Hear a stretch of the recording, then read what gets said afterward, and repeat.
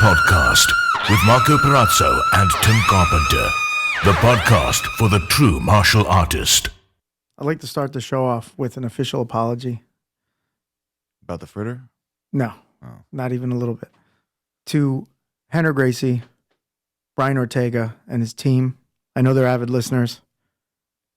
I misspoke last week. You had your facts wrong? I had my facts wrong. Where did you get your facts that they had split up? So sometimes I jump to conclusions. So I jumped to a conclusion. So Ortega has changed part of his team. His striking coach, who he's been with since he's 5 years old, apparently he's gotten rid of, and he's gotten a new striking coach. Oh, okay. He has not gotten rid of his jiu-jitsu team. So Henner, Huron, Horian, Helio, Hickson, Kron, Tim and I are sorry. I'm not. I had nothing to do with it. You're not sorry? No. Okay. I'm not sorry that you made a mistake. Why would I be sorry? The other thing I'd like to bring up is some injury reports. Dan Pacific is back after Tim viciously injured him with a chin to the eyeball, causing Dan to have a scratched cornea. Corneal abrasion. Right? Corneal abrasion. We've all been there. Yeah, it's a terrible injury. It's a painful injury. It's not a terrible Yeah, injury. it's not bad. It's just Yeah, a couple days later you feel, but while you're going through it, it might be one of the worst injuries you could go through. Yeah. Some people thought you might have done it on purpose. That you jammed your chin. I definitely put my chin in his eye on purpose. To injure him. Not to injure. Definitely didn't. I never try to injure somebody. Okay. I texted him. I said I definitely was trying to make you uncomfortable. I didn't want to scratch your cornea. Normally I was betting on his eye being closed. So Dan's fault. I mean, that's how I sleep at night. It's the only way I can sleep at night, knowing that I hurt somebody. Gotcha. All right. So Dan's back. Nah, he's back. He's good. Yeah. He was training yesterday. A bit of a neck strain. Yeah. Yeah, fighting out of a triangle yesterday. I'd like to fault Robert Lamazny on that You get one. out, though? I did not get tapped with it. I did escape the That's all that triangle. matters. Exactly. No matter. And then I was sitting at the desk the rest of the day, and Devin comes over. Hey, Mr. Lazy. I'm like, my fucking neck is killing me right now. Jim Kelly? Yes. I think he wrote a book or an ebook or something on neck injury and neck injury prevention and training your neck. Okay. But he texted me the other day. He's going to be in town in December. He wants to come on the podcast. Let's do it. We could talk about neck stuff. Neck stuff and his life in Iowa. Yeah. He's had an interesting life. Yeah, very interesting. Or does have an interesting life. Yeah, he's still alive. Yeah. As much as he could be alive. So this is the Ninja Rob Podcast. I'm Marco Perazzo with my friend and equal host, Tim Carpenter. We're also here with the uncredited third host who's staying quiet. I'm chilling. I'm chilling. But which dude is Dan? What dude is Dan? Which one is that? Dan Pacific. He's a black belt. Is that the dude that beat my ass at the end of the? Did he take it out on me? Probably. He's got a hair on the top, shaved on the sides. Yeah. He's handsome. This dude fucked me up. Handsome Dan. Yeah. Handsome Dan. He's good at jiu-jitsu, known for being handsome. Those are two things that he's good at. Yeah, he saw weakness in me. He said, "Dev, you trying to go?" So, do you like the way we've almost forced Dev to stay now that we let people, we get really good reports when he's on the show. Yeah. So the report I got is, it's really nice. Dev is the urban guy. Tim is the white suburban guy, and I straddle both worlds. Say supremacist. So what? That would be an interesting podcast. The urban guy and the white supremacist? Yeah. Not if this white supremacist dude knows how to fight better than the black dude. No, that's not cool. As long as violence never came into it. It could be peace through mutually assured destruction. Yeah. That's what I heard it described as Marco's the NPR guy. Okay. Tim is Howard Stern. And then Dev is the urban guy. I don't know an urban radio station. He's the Charlemagne. How did you say that? Mutually assured destruction. That's a real thing. Yes. Yeah. That's real. That's a real thing. Why do you think that Russia and the United States never fired missiles at each other? Yeah. It's like that in the hood every day. It's if you do this, it's a wrap for you, right? Right. Or either. Yeah, so it's just we just look at each other. Yeah, I started watching that Devil Beside Me. Was that? Yes. Devil Next Door. The Devil Next Door, yeah. It's crazy. I think How many episodes are you into? Well, I watched 2 and then I fell asleep at the 3rd. But fascinating. Is it on ID? Netflix. It's about this Ukrainian guy. that worked at the Ford in Cleveland. Yeah, Ford plant in Cleveland. He was lived there for like 30 years, 40 years. After World War II, he came to the United States. And then the Israeli government comes and grabs him because they said he was a Nazi war criminal. And they extradite him from the U.S. They say he's Stripped him of his citizenship. Ivan the Terrible at the worst concentration camp in the world called Treblinka. But it's really good at like making you think like, oh, he's the guy, and then it's like, oh, maybe he's not. Or he's. I told you. And like the thing that makes me doubt it was the fact that the only evidence they have came from the KGB. So I knew the ending. Mm-hmm. And I still watched all 5 episodes to see how they got to that ending. Yeah, I don't want to know the ending. Yeah, it's Marco was just tempted to just tell you like, yeah, he was a ghost the whole time. Yeah. No, it's good though. Very good. Yeah. So if you're watching anything on Netflix, watch this. The Devil Next Door. Very good documentary. Speaking of The Devil Next Door, as I look at my friend Tim Carpenter, 26 episodes. This is our 26th episode.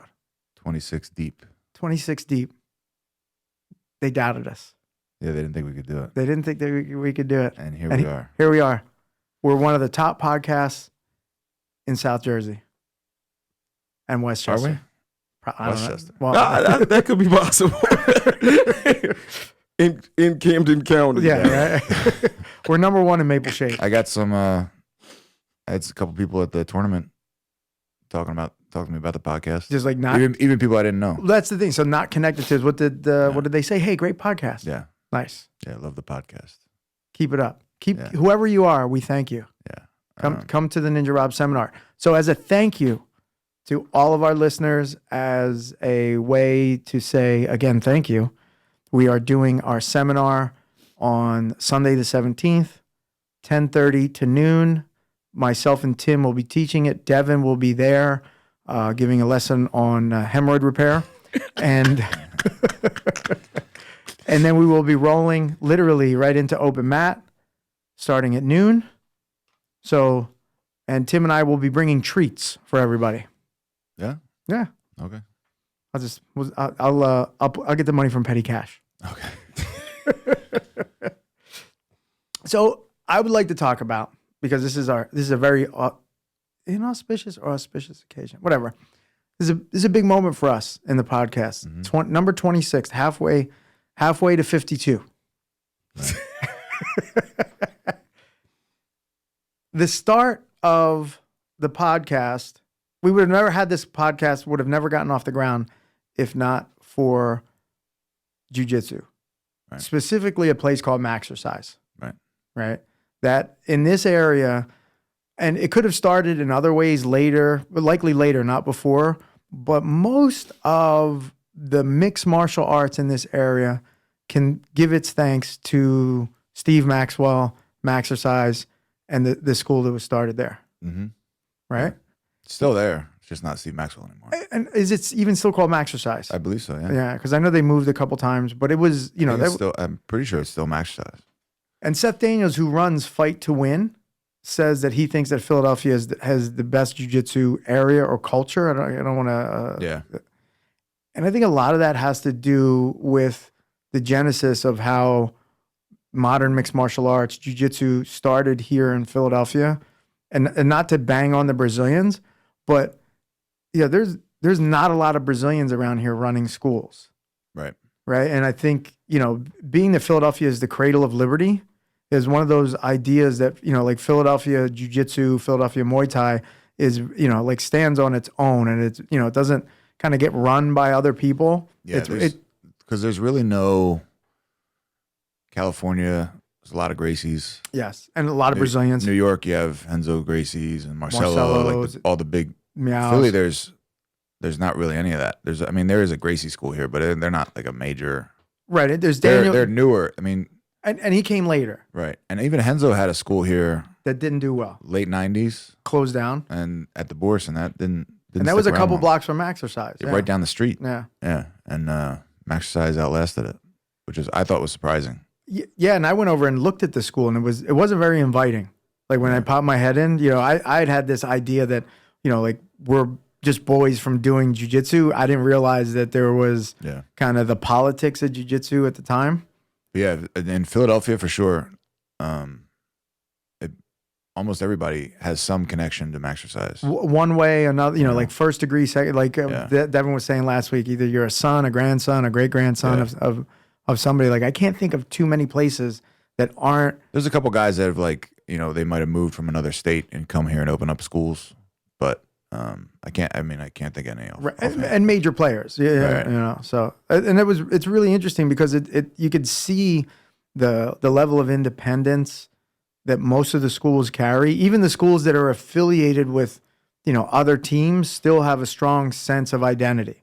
Like my school is affiliated with Balance. Your school is affiliated with Balance, but that's not what identifies our schools, I don't think. Right. It helps identify us. This is where we as instructors get our promotions and we get our training, but our students aren't almost like a forced connection to our instructors. I always think it's weird when people sort of jump affiliations. Okay. You ever notice the guy will be Tenzo Gracie one day, then it's Saulo Ribeiro the next day, and then it's Marcelo Garcia. What was so bad about Henzo? Not just that, but what do you need any affiliation for? Well, other than to get your own promotion. And then I think that should come from your original instructor. If you have a good connection with them, right? Yeah, I just think it's a strange thing to just I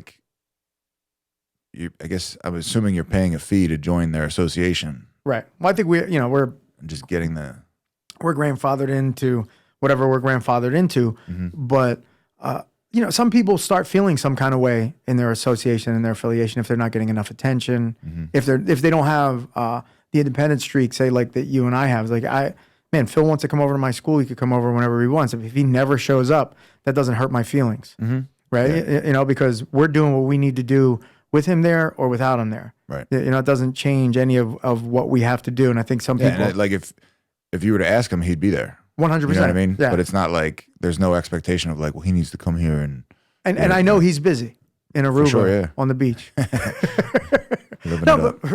But people are busy, right? You got family, lives, business, all this other stuff.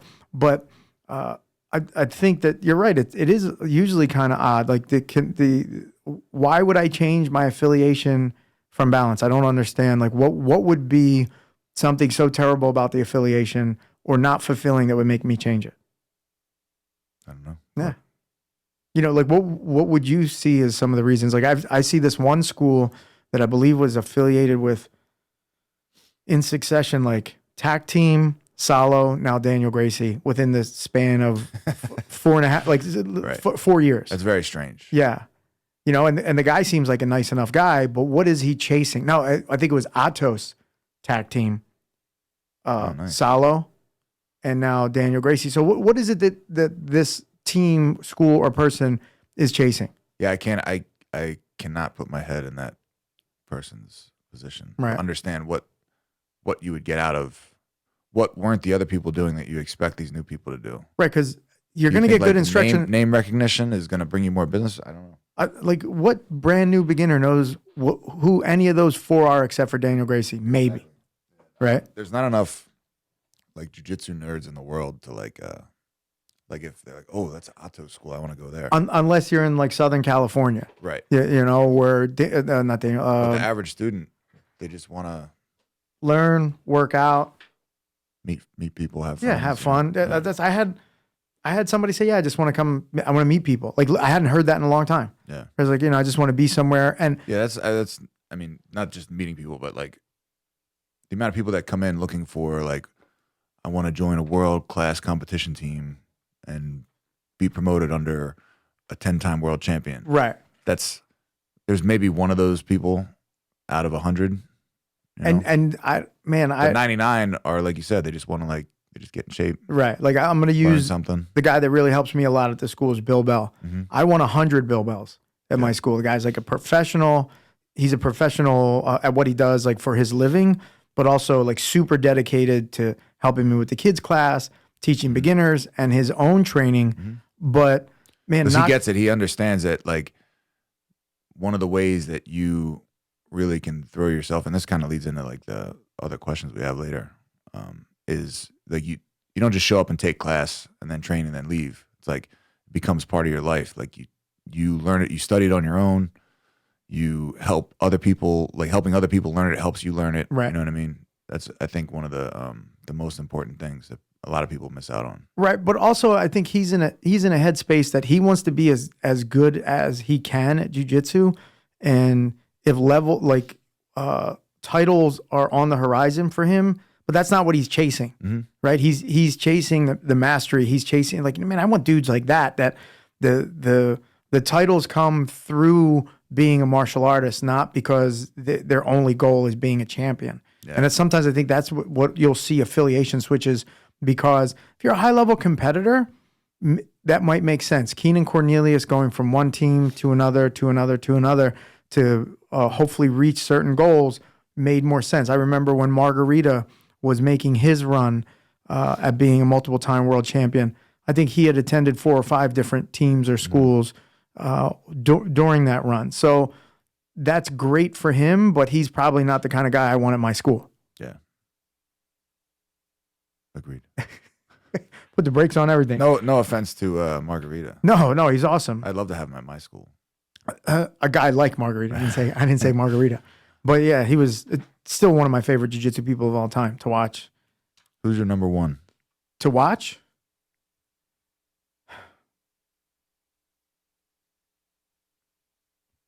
Gi or no gi? Gi. We'll do both. Gi, no gi. That's a tough one. I still go back to Margarita. Yeah? Yeah, I really, really good takedowns, good sweeps. He was the guy that really put the submissions back in gi jiu-jitsu, back when people were winning by advantages and points, and he was submitting guys that maybe hadn't been submitted in a very long time or never submitted. Yeah, I think he really changed the game. He did, and he was a bit of a nut, and he excuse me, he played with that aggressiveness, and he got us to guys like the guys that we have now. I can failing for some names, but Jacare is the next example. But yeah, if you want to go and watch a guy, Fernando Pontes, Margarita, he does have one match versus my host, equal partner host here, Tim Carpenter. I don't even know if that one's up there, but it's somewhere. It was a Grappler's Quest in Maple Shade, wasn't it? Did you compete against him in Maple Shade? Yeah. We had Margarita here in Maple Shade. So yeah, so with the gi, I would say Margarita. Without the gi, my favorite to watch, Gary Tonin. Really? Yeah. There's never a match that guy's in that's not exciting. I've never seen him have a boring match. I may not like some of the stuff that he does.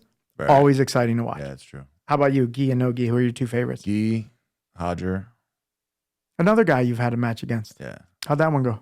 Not too good. Okay. It was my second match at black belt. Okay. It was Hodger Gracie. No gi. Interesting. This podcast doesn't get edited, so the more you wait, the more people. Come on, the more man, people don't go to act like you didn't wait. It wasn't dead air what you were thinking. This is like what he likes to do. He likes to get at it first. He jumps ahead. I get in front of always a preemptive strike. 100%. He rather than he's gonna make sure that nobody realizes his draws attention away from the dead air that he created by accusing me. But it was smooth though. Yes, he's so good at it. It was very just smooth. so we know, that was me spitting water all over the floor. Fuck. I need a paper towel in a minute. Oh, Jesus Christ. I got water all over myself. Hey, man, you good. At least he didn't damage the mics. Guilty. I definitely didn't want to. $500 I don't want to have to come out of pocket on. Guilty as charged. Oh, man. Nogi, my favorite guy to watch is... fuck, I don't even. No, he's so scared. He's so afraid of dead air. Hodger Gracie. Okay, yeah, that's fair enough. He's, I think, the only guy to win ADCC by submitting everyone. I think he submitted everyone in his weight class and the absolute. I mean, you can't go wrong watching that guy. Yeah, and and also just the example of it's all basic. There's He would just take you that's back jiu- and choke you. There's jiu-jitsu everybody could do. Yeah. Yeah. Well, Or should I be don't able know to that. do. Got very long. He's a very abnormally shaped person. Yeah. Just very long limbs. Like a lot of his stuff. That's a pot calling the kettle on that one. I'm not saying I'm not. I'm just saying his style is not necessarily for everyone. Not everyone can do closed guard Okay. to the level that he can do it. That's true. Oh man, I got water all over everything. It's fucking great. Well, thankfully, it's gonna go away. But yeah, Philadelphia is the spot in the United States, I think, that has the highest level of independence for jiu-jitsu. Jiu-jitsu independence. Jiu-jitsu independence. It's I like because it. we're the cradle of liberty. You think so? We are. What does that mean? We're the cradle of liberty. It's where the Declaration of Independence was signed. Okay. Yeah. That makes us the cradle of liberty. Yes, it does. Still to this day. To this day, we are the cradle of liberty. So we have one question this week. We're going to hop right into it Okay. because I don't know if I could breathe right now with all this water in my lungs. Hello, gentlemen. I have several questions about the professional side of the martial arts. So we'll take these each individually. 1, do either of you currently do any work outside of the martial arts to supplement your income? If yes, would you be willing to tell us what you do? Mr. Carpenter, No. you don't do. No, I don't think I do. I can't. Not that I can think of. So I So, definitely don't have anything regular that I do that supplements my income outside of martial arts. so I do a couple. I did a couple things. So what have you done to supplement your So martial arts? when I was fighting, 'cause you don't really make much money in fighting, and when you do, it's usually small amounts and it's pretty sporadic. So I had a regular job as a bouncer doing security, and then I would take other like security jobs when they came up if I could. But other than that, all I've ever done is either fighting or teaching. Have been the only Professionally, like you've never, professionally yeah. is like so it's like those two things. I mean, I did personal training when I was younger, but this was all like just supplementing my income so I could train, so I could fight. But since I've stopped fighting, I haven't done anything else other than teach. Do you teach privates? A little bit here and there. Yeah, I have like 2 regular privates a week. So That's it. All right. So for me, I do some things outside of the martial arts, but only because the martial arts have given me the opportunity to do these things. Mhm. I do consulting work for, oddly, an Italian magnetics company, which has gotten me to go to, they flew me out to Italy and out to Michigan to do some work with them. But that's because of the relationship that we have with the CEO, Brian Palical. Mhm. Right. And I was just Hellfish brown belt. Hellfish brown belt, right?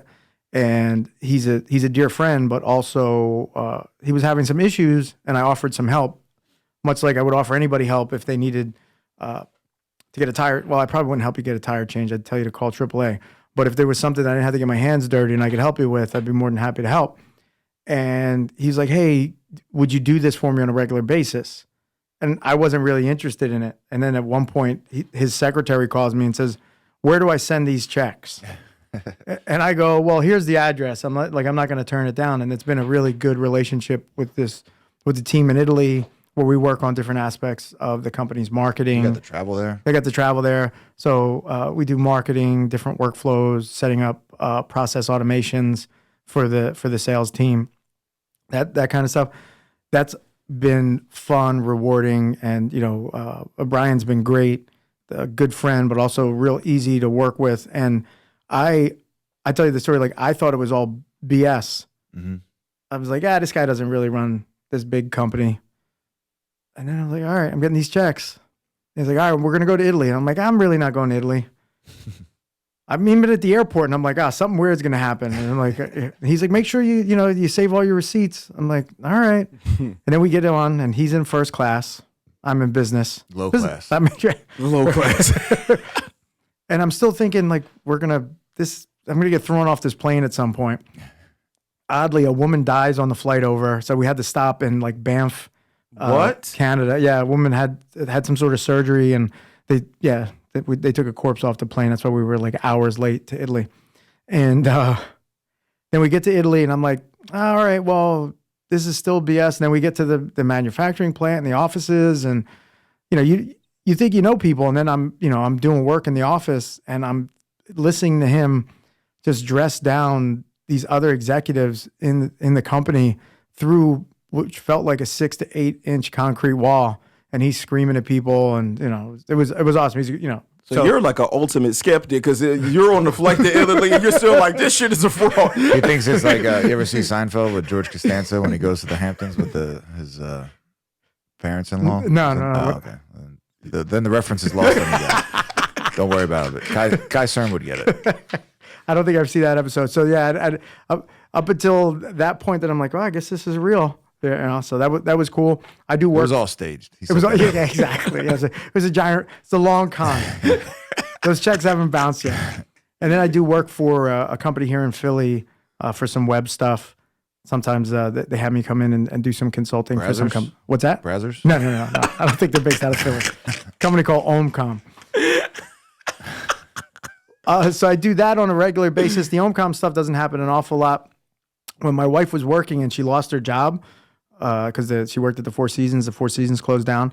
I was doing Uber and Lyft for a little while just to supplement, the income that we lost from her, and that was awful because I hate driving, and I was driving in the morning and at night. And it was just terrible. The people were nice, and you do what you have to do to keep your family going and moving. So yeah, it's interesting.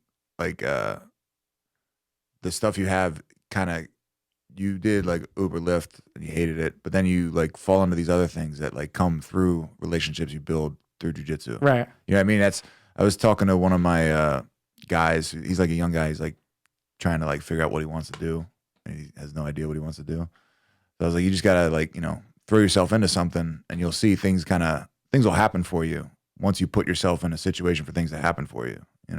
Like I've had lots of, just by like putting myself into fighting, I had opportunities come up where I was like getting paid to be sparring partners, getting paid to travel, getting paid to train. That would not have happened if I hadn't put myself in a position and just said like, hey, like I started off, I was just like, hey, if he needs a sparring partner, I'll come down and train. Right. You're just offering your help. Right. Yeah. And also wanting to get sparring. Right. You know what I mean? So I was getting stuff out of it too. But eventually I ended up getting paid, getting travel paid for, and just great training at a bunch of different gyms. Well, and it's like that with everything too. Yeah. Like, if you, I tell my girl all the time, like, I have to force myself to go out to be at certain events and things like that because I'm not going to meet anybody new in this studio, just sitting around here.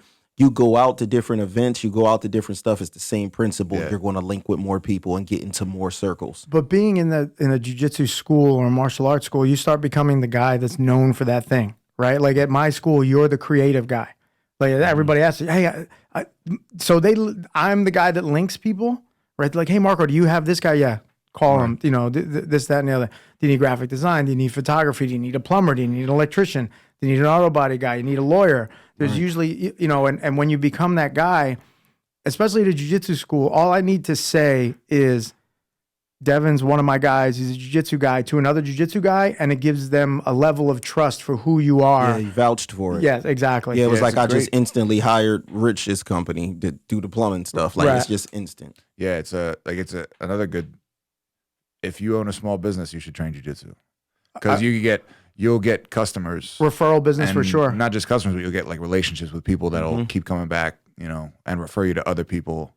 Because just think about what we do, right? We simulate violence on each other. So how much do we need to trust each other? Just actually inflict violence on each other. We don't even simulate it. It's just violence. But how much trust do we need to have in our training partner, right? That I'm willing to say, all right, man, like this tap means something and you got to let go when I do it, and vice versa.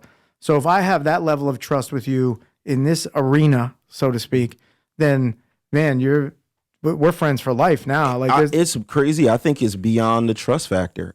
When do you walk in like an open mat, right? Mm-hmm. In what other walk of life do you walk into a place, look around the room, lock eyes with a random guy, nod to him, walk up to him, and then you're choking each other and literally like sweating all over each other. So by the end, it's like I don't have that much physical contact with my best friends. Yeah. Right. Yeah. So after that, it's kind of like I'm cool with this dude. Right. Yeah, no, for sure. But it like you say, it's thing. like when it almost always happens after, like when you're a kid, you get in a fight. After it's over, it's like you guys usually end up, if not becoming friends, there's a level of respect and like Guys do. yeah. Women don't. My just girl carry still it. wants to fight Yeah. somebody from But like I'm sixth saying- grade. Yeah. My best friend I can only from, speak from the male perspective. from like kindergarten on, Andy Spagnola, he's no longer with us, but he and I got into a fist fight. I punched him in the stomach, and it was almost as if as the punch landed, I turned and ran. Right, I go running. 15 minutes later, he's knocking at my door. I'm like, Dad, don't answer. Like, I was like scared, and he's like, Hey, do you want to come out and play? Do you know what I'm saying? Like it was like completely over. And wasn't setting you up? No, he was not. No. And we were thick as thieves up until high school, and, but yes, agreed that this, physical acts against each other. I could see it with my daughter and Colin, Steve's kid. Like she body slammed him on the concrete yesterday. We were outside getting lunch, and they didn't even get mad at each other. I'm like, if Tim body slammed me on the concrete, I'd be so fucking pissed right now. But they were just like completely fine with it. You get over it though. Hopefully, if I didn't have like some fractures, like that poor woman at Popeyes. Did you see that? What? Lady got choke slammed outside of Popeyes. I don't even know if it was chokeslam. It looked like just like a body Bear lock. hug, Yeah. So supposedly she had said some racial slurs inside the store as she was a blonde haired woman. A brown gentleman comes out behind her. I think it was a white haired old lady. I don't think she was a blonde one. I think she was a younger blonde haired lady. I don't think. I think it was an older woman. But You would say that. why? Moving on. What are you implying? I don't know, man. I'm not in it. So what happens to this But I person? guess like one of the employees like ran out behind her, picked her up, and dumped her on her head. It's going to be this woman's biggest payday. It's the best body slam that could have ever happened to this lady. Wow. Because Popeyes is going to come out of pocket big for her. They have to, right? No matter what she said, Right. and if she's whatever she said wrong, you can't get behind it. Getting body slammed on the concrete. There's two breaking of social rules. She said a word you shouldn't say, Right. and he did something that, like we said last week, guys shouldn't do to women. Yep. Right. You know what I mean? So it's Right. like there's two social boundaries have been shattered. Right. But he's not going to get paid. No, Based he's on going what- to end up paying. He's going to, yeah, he's jail going to, probably. yeah.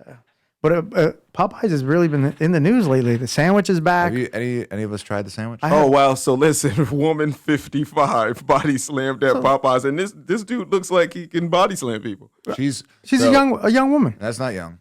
She's When you're 47 years old, 55 is not old. if you look at life at, let's say ideally you live to be 100. Most people don't.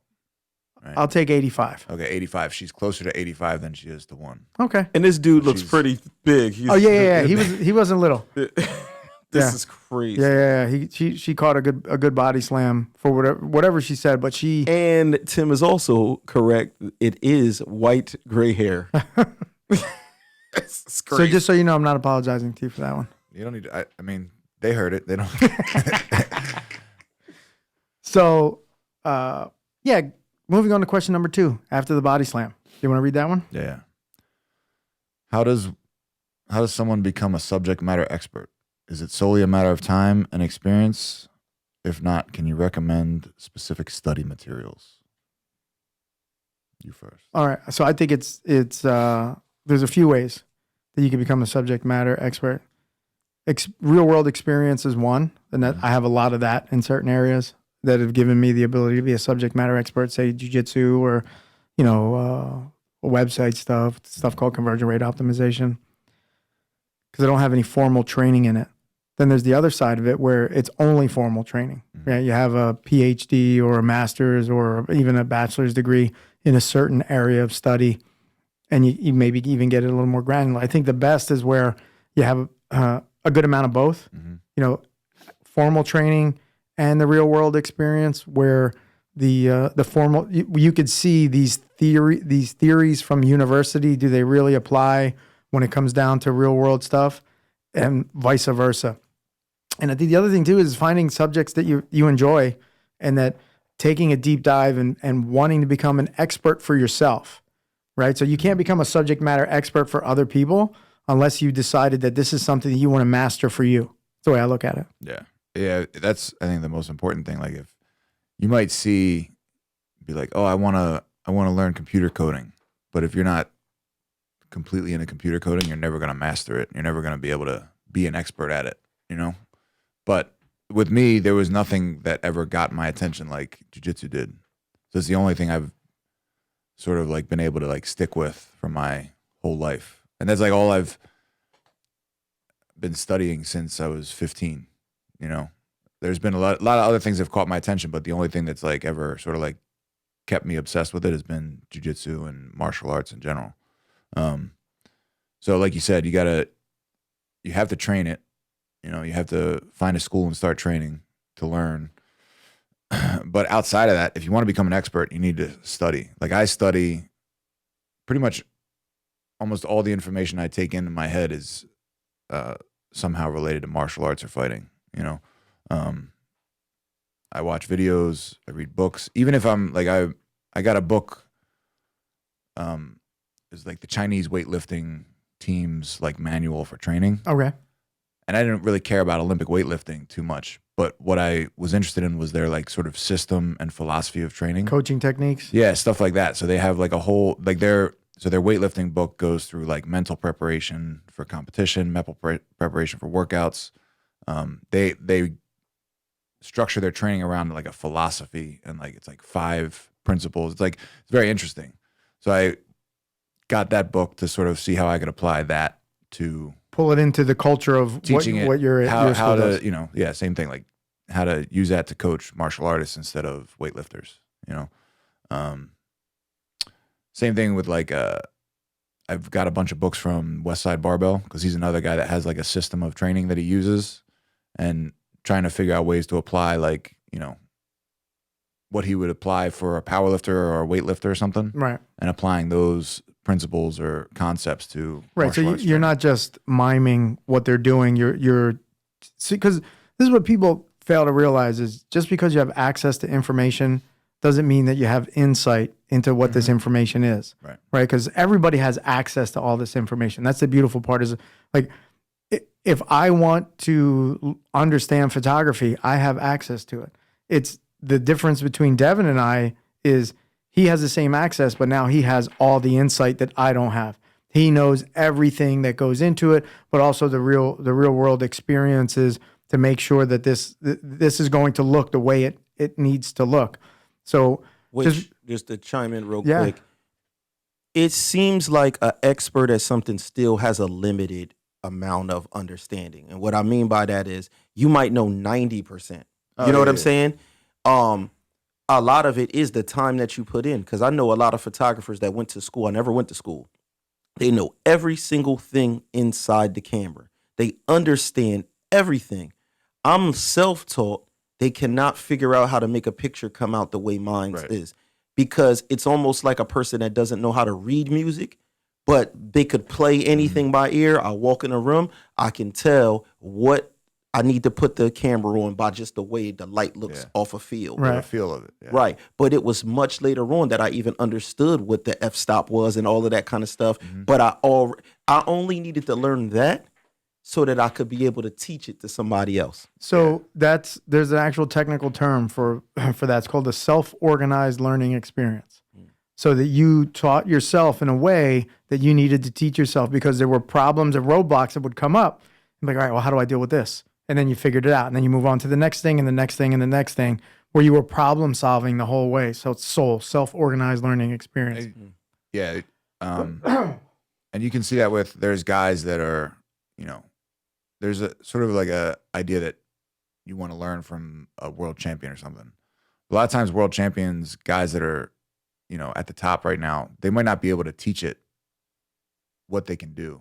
Like, cause they're, like you said, they figured out how to do things a certain way, but they haven't figured out the deep understanding of it. Like how are you actually doing it? I could see where The that guy would might just happen be right like, now. Oh, you just take your arm and you grab it around his neck and throw him to the ground. Right. And you're like, yeah, but I can't do that. You ever see like BJ Penn coach people? It's like, just do that. I'm like, it's not that simple. just put your leg behind your head. Yeah. So I recommend for the question about study materials for jiu-jitsu, I like to watch competition. I find little moments in competitions where that make the difference. I like to do that, and then like focus on like what it is that made the move work in the competition. And then sometimes you can find that in instructional, but a lot of times instructional, the guy just kind of demonstrates the moves. Right. It doesn't necessarily give you the little details. And if you watch stuff on Instagram, I think is one of the worst for learning techniques because it's so quick and people a lot of times are demonstrating moves that they want to look cool rather than be effective. So that's why I think it's better to watch something in competition and try to break it down on your own, which I guess you have to do. Like you have to be a little bit more experienced to be able to do that. But Like I think watching competition is one of the most valuable tools. But it can be boring because some matches are boring and only one thing happens. But learning how to do that one thing might make a huge difference in your entire overall game. No, agreed. And I think the other thing that people need to take is that if you've gotten to a certain level in jiu-jitsu, Muay Thai martial arts, you're working on becoming a subject matter expert in that martial art. Should be, right? And that's a confidence level that you could take into other areas, right? You don't get the black belt overnight, much like you don't become a subject matter expert overnight. So as long as you're patient and you continue your course of study in whatever it happens to be, and you're looking at it in the long haul, you'll become the highest level of subject matter expert that you can become based on your natural skill set and work ethic. So there's the other thing is that a subject matter expert, I think it's a sliding scale, right? It's like being a blue belt. Well, yeah, you could be a subject matter expert as a blue belt, but your subject and the matter only goes but so far. More interesting question is how would you define a subject matter expert? Yeah, right. There's somebody that can. What makes somebody an expert? So I feel like when I'm teaching, it's being able to show somebody a nuance of a technique that it never had crossed their mind that this might be the linchpin of this whole technique. They're looking at it and they're actually really good at jiu-jitsu and they're like, Jesus Christ, I didn't realize that that's the thing. Yeah. Right. And somebody being able to point that out to you, it would be a good example of how to search out and seek if they're a true subject matter expert. Yeah, I think it's similar. Being able to take like a very complex move and get somebody to understand it. You know, finding, like you said, the linchpin. Linchpin. What is a linchpin? It is a pin that lynches. Okay. So finding that, like, I think I've used it before, the example of like a berimbolo looks like a extremely complicated. And I've had people like ask me like how to do it. And I've been like, it's very easy. A lot of the crazy fancy moves are very easy as long as you understand just like the one part that makes it all happen. And it's like, for me, when I learned it, I used to see it, I'd be like, that's a stupid move. Like, right. I'm never going to do it. Now it's like one of my favorite techniques to use. And it's super effective. As long as all you have to do is like you get the guy to fall to his hip. And then after that, it's almost effortless. If you can move your body in a certain way, which almost everybody can that does jiu-jitsu, unless you have like extreme physical disabilities or something like a giant gut that's hindering you from being able to crunch your body up a little bit, almost anybody can do those moves. So I've had several people like ask about how to do that move. And then once they see it, they see how easy it is. It's like, oh, wow. And then it becomes part of their game. You know, I think that's a huge part is, like you said, finding the tiny nuance that makes a very seemingly complicated technique work. That's how I would define an expert. I agree with you agreeing with me. Agreed. I think it's the best thing you've done all day. All right, part 3 of the question. So how do you determine what you will teach to a mixed level / advanced group? To be specific, I haven't had the chance to experience. Okay, let me read that again. I haven't had the chance to experience how Professor Carpenter structures his instruction, but I have learned from Professor Perazzo. His deep dive system of teaching has been invaluable to me, but how does an instructor determine what techniques or system to focus on? Thank you for sharing your knowledge, skill with us. Your student, Anonymous. I don't think I've ever met Anonymous. I have. I What think I know. days does he train? I don't know. I think I know who he is, but I'll leave that alone since he wants to be anonymous. Go on. Carpenter system of how he chooses what. What's the deep dive system? So I posted a meme one time where it said it's better to drill a hole 100 feet deep than 10 foot deep holes. Right. So meaning that I will take anywhere from 2 to 3 months and focus on a very small area of jiu-jitsu. We'll use what we're doing right now is the underhook lapel, right? In every single class, we're going through the progression and the regression and the extensions of the underhook lapel from closed guard. They're standing, they're going from there, and that's all I'm doing, right? So every single mixed level gi class. And now when we're looking at our no gi class, everything is based on a leg attack. We started off with foot lock, toe hold, knee bar. Now we're into heel hook. So every single instructional class will revolve around that for a period of time. So when we're talking deep dive, taking a small set of moves and really getting really deep with them. Yeah, I guess it's similar. I do more based around positions. So we've been doing like opponents turtled up. So we did actually a few months ago, we started with chokes from the back. Then we moved to taking the back from turtle. And now we're doing front headlock from turtle. And then we're going to do front headlock and the guy grabs like a head on the inside single. So you're working backwards sort from of like the working offense. Backwards. Yeah. So we started with just how to finish the chokes and how to set up the chokes. And then it goes into like how to get there. The beauty in that is our Lord and Savior John Danaher once said, if you could teach a guy a finish, he'll figure out how to get there. Right. Like, so starting with the finish is a great way.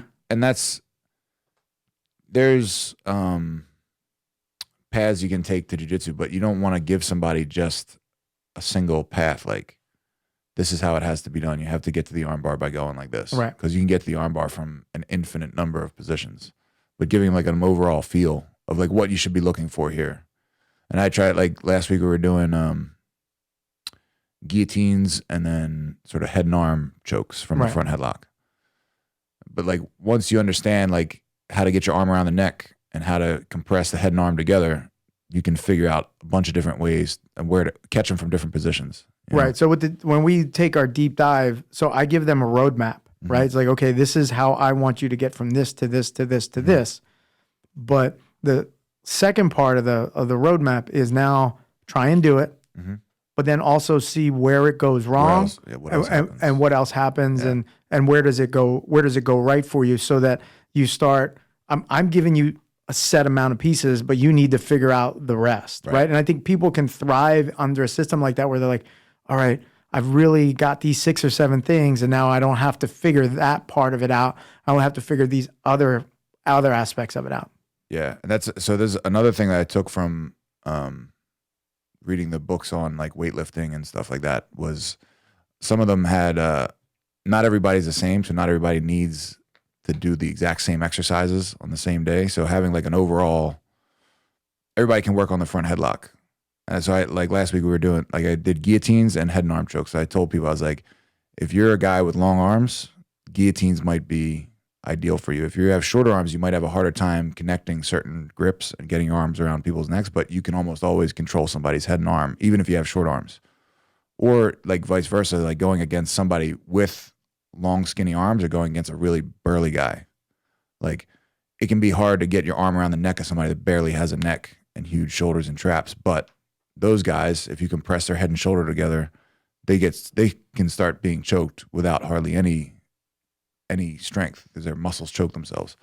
So understanding that everybody has a little bit different thing to focus on, and being able to sort of plug and play, like the technique. If I have somebody teach tomorrow, I say, all right, we're working front headlock stuff, so these are your options. It doesn't necessarily have to be like, I did this, you need to do this. It's like, show something from the front headlock, and then when we do our live rounds, you have them start in the front headlock and have them work for it. Right. You know, so just being able to sort of plug things in and not having just a rigid structure. And this is for a mixed level class, not so much a I think in a beginner class, a fundamentals class needs to be very rigid and much structured. more rigid. Yeah.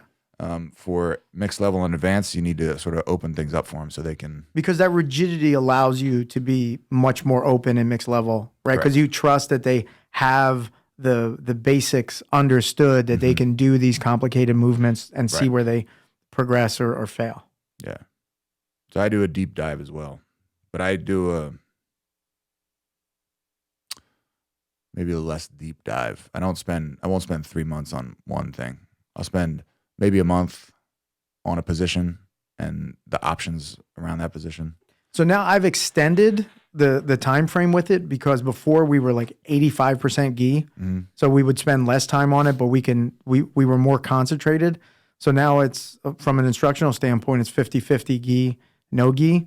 So I'm spending more time on each side of the deep dive, because if you're coming to one or the other, you're getting different. If you're coming to gi and no gi classes, you're not getting the same stuff over and over again. Right. Yeah. I mean, like, so I'm doing front headlock and turtle stuff, so it changes a lot when there's a gi on. Right. You know. But what I have seen is, because we're doing a lot of leg lock stuff, I'm seeing the guys, especially in the gi, getting into a lot of their leg lock positions, which is great. I'm seeing a good amount of crossover. The lapel stuff, it's kind of tough to do because there's no lapel and no gi. So doesn't really cross over. yeah, well. that part doesn't cross over. So, man, talk about ill prepared. But I feel like this show's been a great success today. It was great. Yeah, I spit water on the floor. we got some. Clean it up? Well, I'm not going to clean it up mid-show. I Show's probably over. should. Oh, I'm going to clean it up now. I'm going to get some paper towels and clean it up. Remember, Ninja Rob seminar next week, the 17th, 10:30 a.m. to noon to whenever rolling. Tim will be bringing treats. What am I bringing? You know what you're bringing. Oh, yeah. Yeah. Do we have to get them from the same place? Well, Or should they be from? no, we got to get them from the same place, Okay. bro. All right. Please review and rate us on Apple Podcasts or wherever you listen to our podcast. I don't know. What does that mean? What? We got to wrap it up. I don't know. Yeah. All right. Let's wrap it up. Peace. Tim and I would like to thank our sound engineer and studio owner, Devin Wade, for always doing a great job with the sound, but also the beautiful facility that we get to use here at SFX Studios. We'd also like to thank Eddie Lynn, who takes and donates his time to the podcast to do all the video editing and everything you see on our social media. So really appreciate that from Eddie Lynn. And we'd also like to thank our friend Ralphie Darden, aka DJ Major Taylor, who gave us the original music that we use. So you're welcome, Tim. For And saving almost just as importantly as everybody else that he mentioned, we would like to thank all of our listeners that submitted questions. This is the Ninja Rob Podcast with Marco Perazzo and Tim Carpenter, the podcast for the true martial artist.